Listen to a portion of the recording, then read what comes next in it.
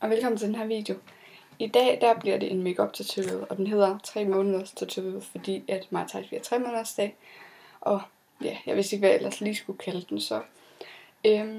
Og så vil jeg også bare lige hurtigt sige, at jeg har stadigvæk en lille smule make-up på min, eller mascara på mine vipper. Fordi lige for tiden der bruger jeg den værste make-up fjerner. Og jeg har så lidt her tilbage, så jeg tænker, at jeg lige så godt få brugt den op, men lort. Udover det, så er der nok ikke så meget at sige, andet end at jeg har spejl deroppe, så jeg kommer nok til at kigge derop, når det er, jeg lægger min makeup, fordi det er nemmest for mig. Og ja, jeg står den sted, jeg står i vores soveværelse, fordi det her, jeg har mit spejl og mit make-up-bord.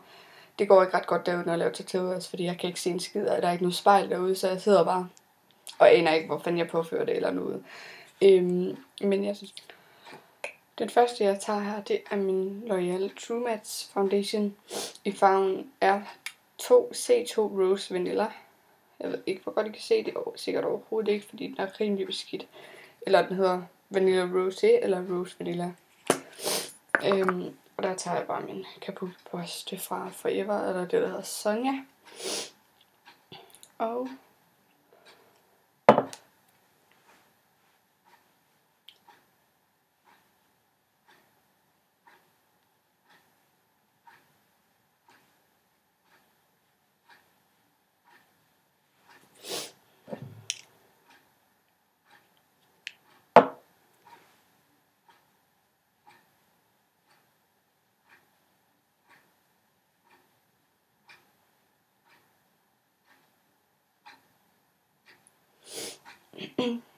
yes.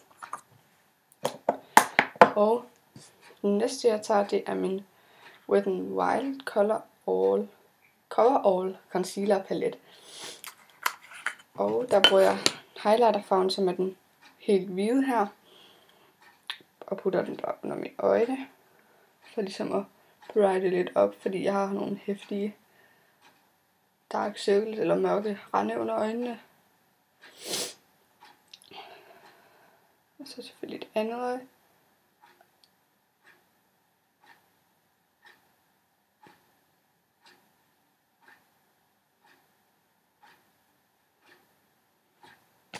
Så. Og så tager jeg min Rimmel Stay Matte Pudder, som jeg er mega glad for, og min er i farven 005 Silky Beige, og så sådan her ud.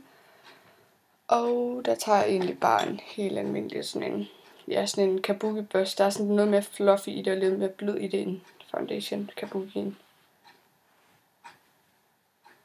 Og selvfølgelig bare hele ansigtet, især under øjnene, fordi der har vi lige lagt vores highlight concealer.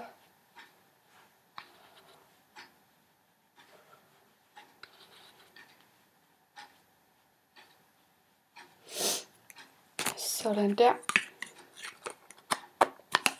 Og så tager jeg en blush, og det er bare den her, jeg ved ikke hvad den hedder, jeg mener den er fra julekalenderen eller sådan noget. Altså Matas julekalender, og den ser sådan her ud. Den er sådan peachy, pink, rose-agtig. Jeg ved ikke lige hvor godt I kan se den, der er lidt sådan svært, sådan her-agtigt.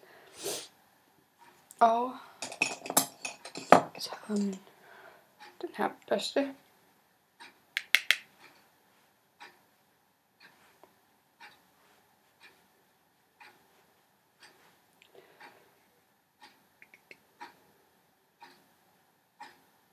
Rigtig naturlig blush. Og så er jeg færdig med blushen. Så tager jeg min bronzer, som er den her Sunkissed Bronzing Pearl, som man kan købe normal. Fantastisk bronzer, virkelig god bronzer. Og der er sådan nogle boldshade. Jeg tror altid det var boldshade, da jeg var lille, når jeg så min søster, hun havde dem her. Men ja, derfor kalder jeg dem boldshade. Det ligner sådan nogle spiderhavl eller sådan noget. Og der tager jeg min den her, som er sådan en engelsk grå børst her.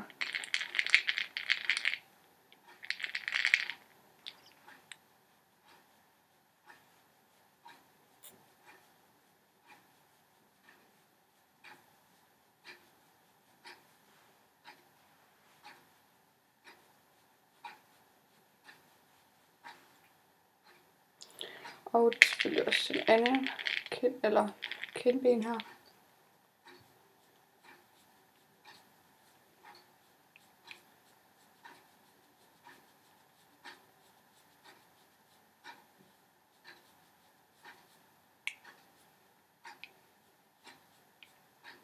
Så har jeg også fået bronzer på.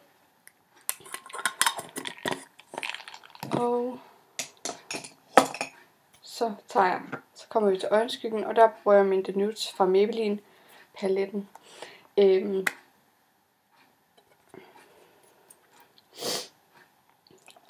Skal vi lige se, hvad for en børste vi har tænkt os at bruge til den. Vi tager den her.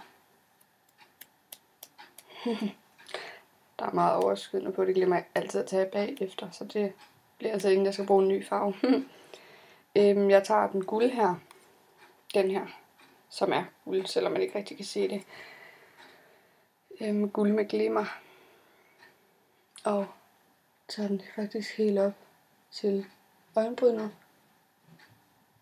Og så bare ned til globelinjen. Ikke helt ned til øjet. Og så vil jeg også til den anden side.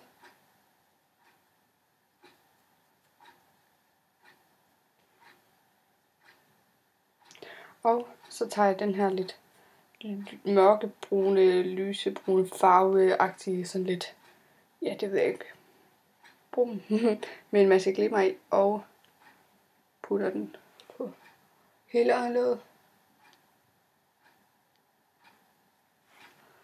Og selvfølgelig også det andet øje.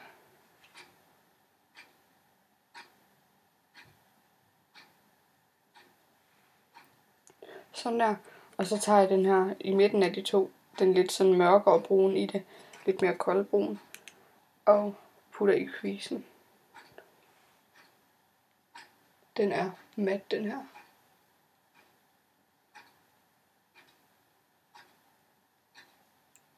Og laver lige sådan en trekant her. Og så vil jeg også det andet øje. Nope, det skete bare ikke.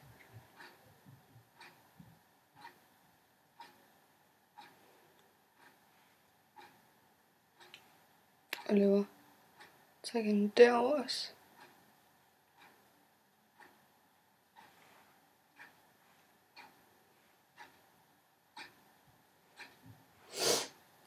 De blev ikke helt ens, men det gør ikke noget, fordi nu skal vi til at blende det ud. Og jeg tager min blendingbørste fra M Cosmetics.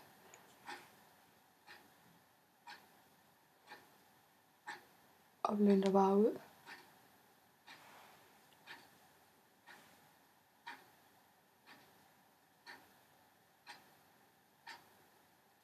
Og i den anden side også. Og nu har jeg egentlig mit øjenskygge lagt. Så nu mangler jeg bare mascara og eyeliner og læbestift. Og jeg starter med eyelineren, som jeg bruger over øjet. Og den er bare helt almindelig sort, og det er min e.l.f. Liquid eyeliner bare.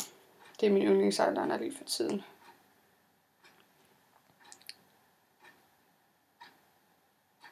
Jeg lægger den bare helt tæt på ved kanten. Og så plejer jeg altid at vente med at putte den helt ind i øjenkrogen, fordi lige når man tager den ud, så er der ikke rigtig flydende. Og så kan det altså godt ende ned i øjet. Det har jeg prøvet mange gange, og det er ikke ret godt, når man bruger kontaktlinser. Og så det andet øje.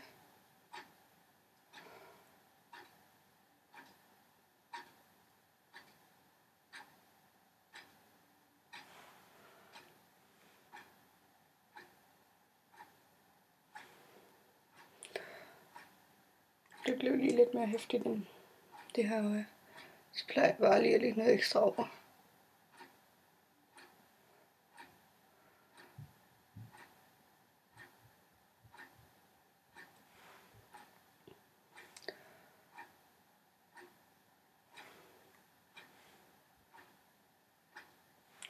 Det eneste, jeg ikke ret godt kan lide ved den her eyeliner, det er, at den smitter rigtig meget heroppe.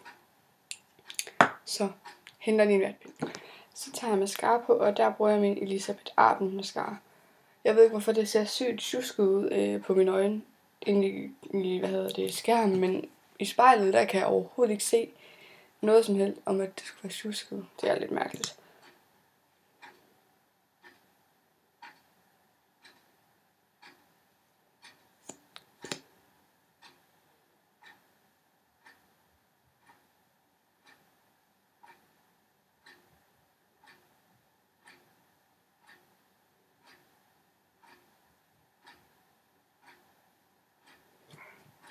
Og selvfølgelig det andet også.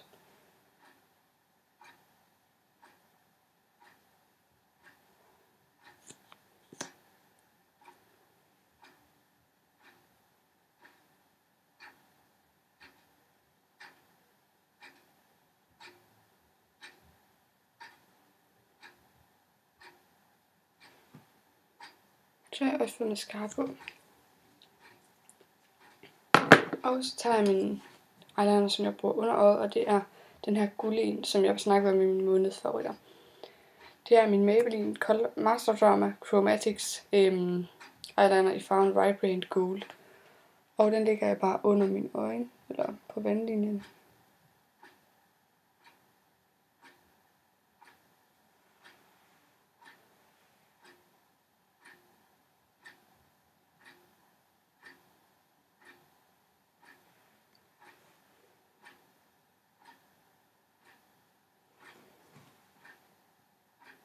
Så har jeg lagt den, jeg ved ikke, hvor godt I kan se det.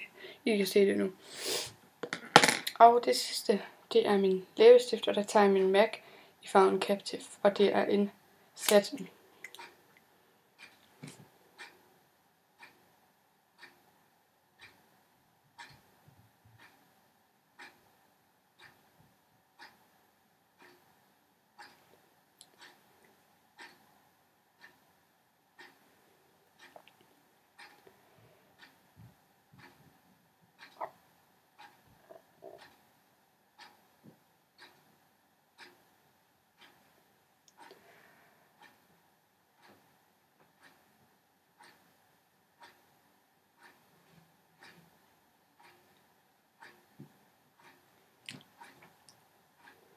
Så er jeg good to go.